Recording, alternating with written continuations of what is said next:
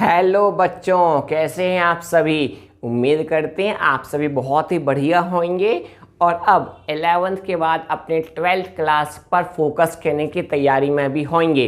इसलिए हम स्टार्ट कर रहे हैं अभी से आपके 12th बोर्ड को देखते हुए हमारे 12th क्लास के चैप्टर्स का लेसन। क्लियर है? तो इस वीडियो में आज से हम स्टार्ट कर रहे हैं class 12th।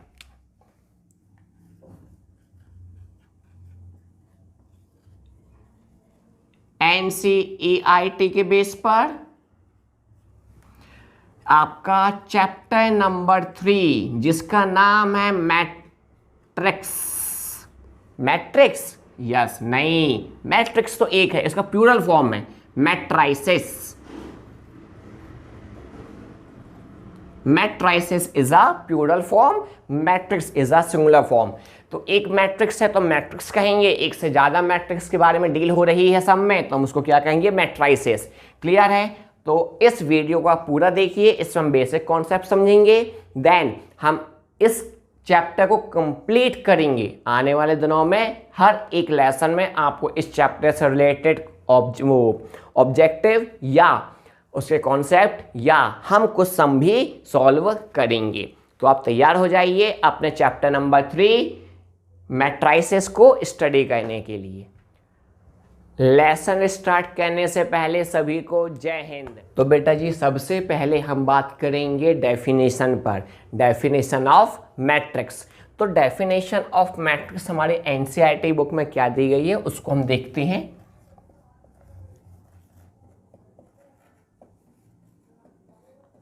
Definition of matrix तो हमारी बुक में कुछ ऐसा बोला गया है,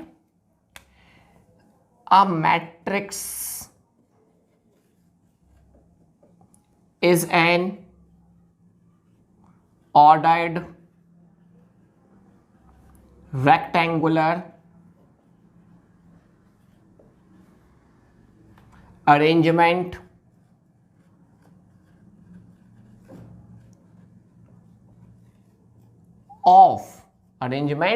of numbers or functions। अब इसको हम पहले समझते हैं क्या है। तो डेफिनेशन कुछ ऐसी है, a matrix is an ordered rectangular arrangement of numbers और फंक्शन। मैट्रिक्स क्या है? एक ऑर्डर्ड रेक्टेंगुलर अरेंजमेंट है। ऑर्डर्ड मतलब कुछ सीक्वेंस होगा, रेक्टेंगुलर मतलब कैसे फॉर्म होना चाहिए, रेक्टेंगुलर शेप होना चाहिए। अरेंजमेंट है किसका? नंबर्स और फंक्शंस का।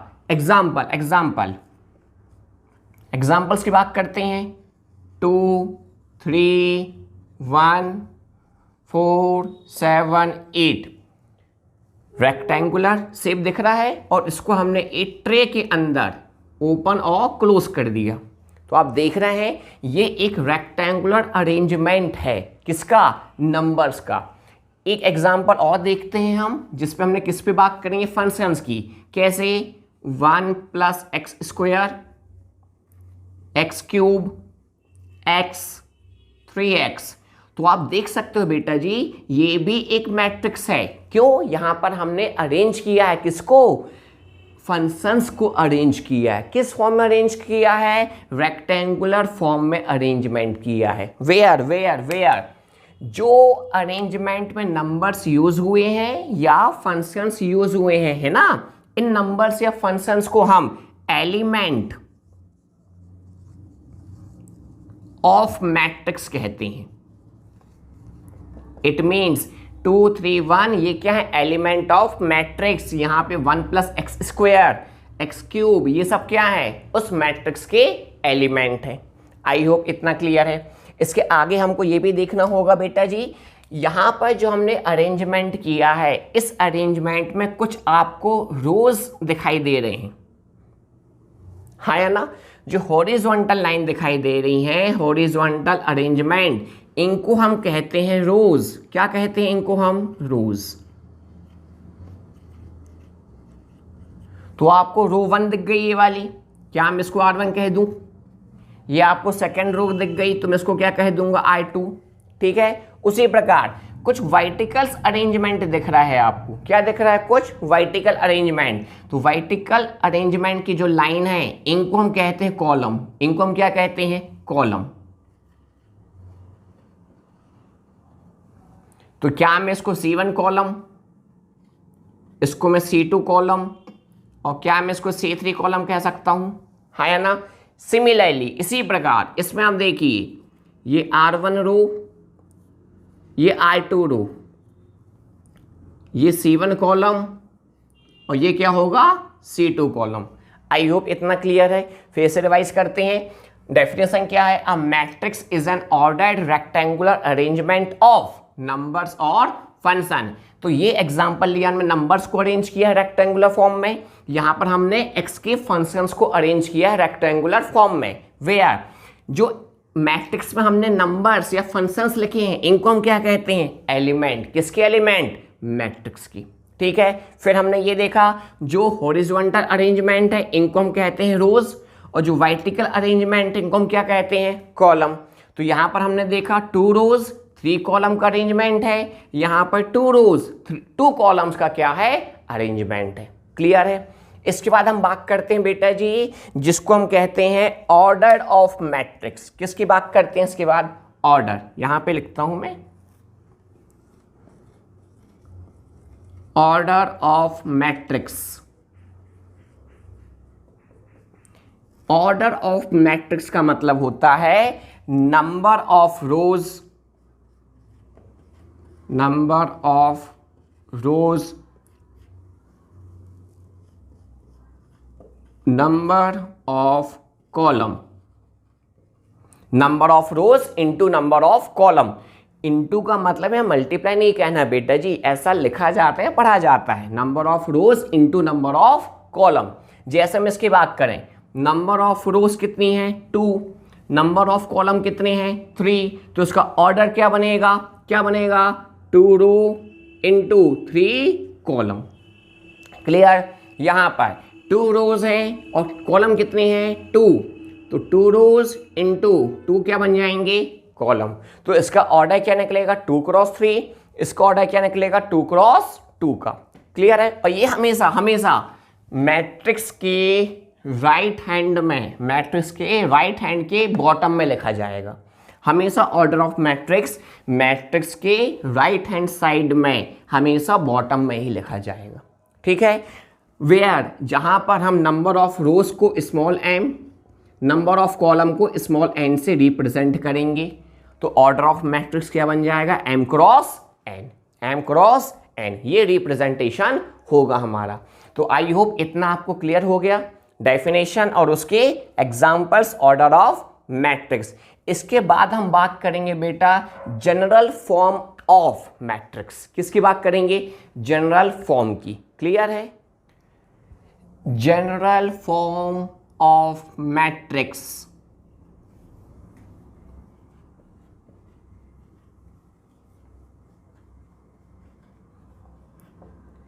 इस पर आने के पहले बेटा जी हमको समझना होगा address of elements.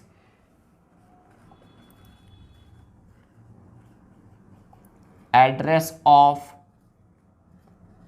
Elements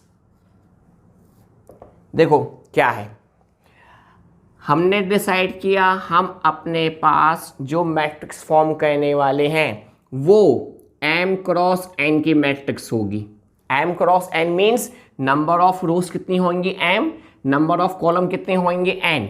suppose ये first row,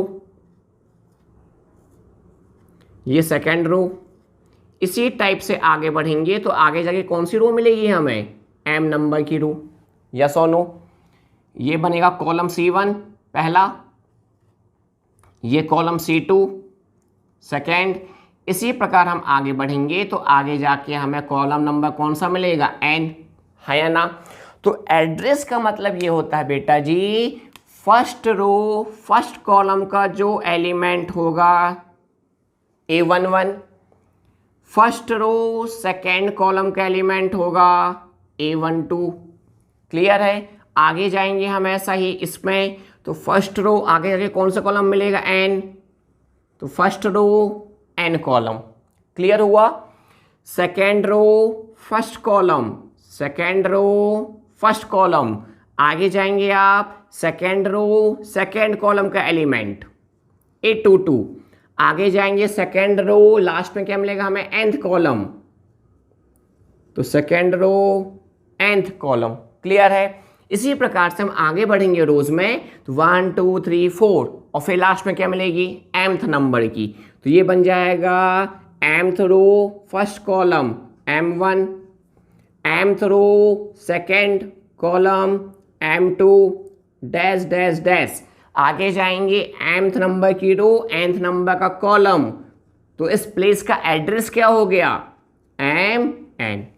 address of element का मतलब होता है उस प्लेस का एड्रेस क्या है, उस प्लेस का हमारे पास एड्रेस क्या है। एक एग्जांपल लेते हैं,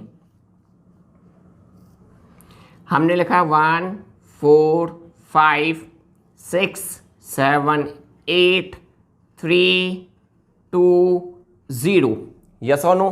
हमने इसमें एड्रेस की बात की, एड्रेस ऑफ एलिमेंट की बात की। तो पहले हमने ये देखा हमारे पास 3 रोज हैं एंड 3 क्या है कॉलम, तो क्या ये 3 क्रॉस 3 की मैट्रिक्स नहीं होगी साहब? हो गई ना। अब यदि 3 क्रॉस 3 की मैट्रिक्स बन चुकी है तो हम इसमें एड्रेस की बात करें, किसकी? एलिमेंट्स का। तो ये जो 1 है, 1 एलिमेंट है, किस नंबर का एड्रेस है? First row first column. तो क्या क्या क्या मैं ये कह सकता हूं ये जो 1 है ये फर्स्ट रो फर्स्ट कॉलम का है एलिमेंट। इसी प्रकार से फोर्थ आप देखिए, ये फर्स्ट रो और क्या है सेकंड कॉलम, तो क्या मैं इसको A12 बोलूंगा। आगे जाके ये जो फिफ्थ एलिमेंट है ना, ये किस एड्रेस पर है? पहली रो और थर्ड कॉलम मतलब A13, यस और नो। उसी प्रकार आप इस 6 को देखिए, ये सेकेंड नंबर की रो फर्स्ट नंबर का कॉलम, तो क्या मैं इसको A12 बोलूं? 12 बोलूंगा? गलत, ये बोलना पड़ेगा second row first column, it means 2 1। पहले रोज देन के लिखा जाएगा कॉलम। इस 7 को देखिए, ये 7 सेकेंड नंबर की रो सेकेंड नंबर का कॉलम है, तो इसका एड्रेस क्या होगा? A22, यस और नो। इसको देखिए आप, ये सेकेंड नंबर की रो थर्ड नंबर का कॉलम, तो ये क्या बनेगा? A23, हाँ या ना। उसी प्रकार से आप इसको देखिए, ये थर्ड नंबर की रो फर्स्ट नंबर का कॉलम, तो ये क्या बनेगा? A31। पहले रोज बेटा, बाद में क्या लिखते हैं? कॉलम की वैल्यू। वैसे इसको देखिए आप, ये थर्ड नंबर की row second number column, it means A32। आगे जाके ये डेटा देखिए, ये थर्ड नंबर की रो और तीसरे नंबर का कॉलम है, इट मीन्स ये A33 एड्रेस का एलिमेंट है। क्लियर हुआ बेटा जी? तो आपको शायद अब एड्रेस पता चला होगा। एड्रेस क्या है? किसी एलिमेंट की प्लेस वैल्यू। एक मैट्रिक्स में किसी भी एलिमेंट की जो प्लेस वैल्यू होती है, वो किस प्लेस पे आ रहा है एलिमेंट। प्लेस का मतलब है किस नंबर की रोज में और किस नंबर के कॉलम में आ रहा है, इसको हम क्या कहेंगे? Place value of element. तो आई होप आपको ये क्लियर हो गया होगा। ये होता है एड्रेस ऑफ एलिमेंट। इसी के बेस पर हम एक मैट्रिक्स का जनरल फॉर्म बना सकते हैं। क्लियर है? तो अब जनरल फॉर्म क्या है हम इसको देखते हैं। देखो, क्या मैं इसको रफ कर दूं बेटा? चलो इसको रफ करता हूं। आप इसको चाहे तो नोट डाउन कर सकते हैं, वीडियो को आप पॉज कर लेना और फिर नोट कर लेना, ठीक है। एड्रेस ऑफ एलिमेंट के बेस पर हम क्या बनाएंगे? किसी भी मैट्रिक्स का एक जनरल फॉर्म बनाएंगे, ठीक है। देखो, तो जनरल फॉर्म के लिए आपको यदि एड्रेस क्लियर हो चुका है, नहीं हुआ है तो एक बार आप फिर से रिवाइंड करिए वीडियो और उसको देखिए, ठीक है। वैसे उम्मीद करूंगा आपको क्लियर हो गया है। जनरल फॉर्म क्या है? तो आपको ये याद रखना, किसी भी मैट्रिक्स को हम कोई नाम देंगे तो हमेशा वो कैपिटल लेटर से होगा। यहां पर हमने कैपिटल ए नाम की एक मैट्रिक्स ले ली और उस मैट्रिक्स के लिए हम जो एलिमेंट लिखेंगे, हम जो क्या लिखेंगे? एलिमेंट्स। उस एलिमेंट को हमेशा स्मॉल ए से डिनोट करेंगे। किससे डिनोट करेंगे? स्मॉल ए से डिनोट करेंगे। अब इसका एड्रेस होगा किस नंबर की रो में है, किस नंबर की कॉलम में है।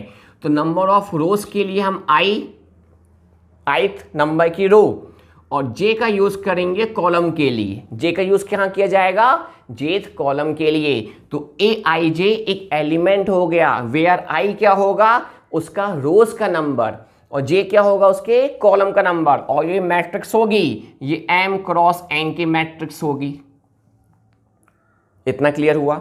अभी एक सम करेंगे, उससे और भी क्लियर होगा, बट अभी आप ये समझिए जनरल फॉर्म में हम मैट्रिक्स का नाम लेंगे हमेशा कैपिटल लेटर से, स्क्वायर ट्रे बनाएंगे, हाँ या ना? उसका क्या लिखेंगे? ऑर्डर m क्रॉस n, और उससे जो एलिमेंट होंगे उसको किससे रिप्रेजेंट करेंगे? Small a i j, where i क्या होगी? रोज की वैल्यू। मैं लिख देता हूं ith नंबर की क्या होगी यहां पर? रो। एंड यहां पे jth नंबर का क्या होना चाहिए? कॉलम। क्या होना चाहिए? कॉलम। क्लियर है? अब जो i होगा बेटा, ये i क्या है? रोज। रोज मतलब m।